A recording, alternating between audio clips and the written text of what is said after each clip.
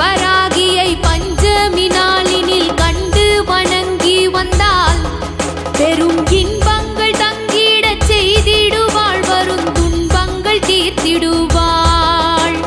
சிங்கத்தின் மீதினில் வந்தருள் செய்திடும் சிந்துர வண்ணத்தினாள், அன்னை செங்கையில் சங்குடன் சக்கரம் கொண்டவள் விஷ்ணுவின் அம்சத்தினாள். பச்சை நிறத்தவள் இச்சை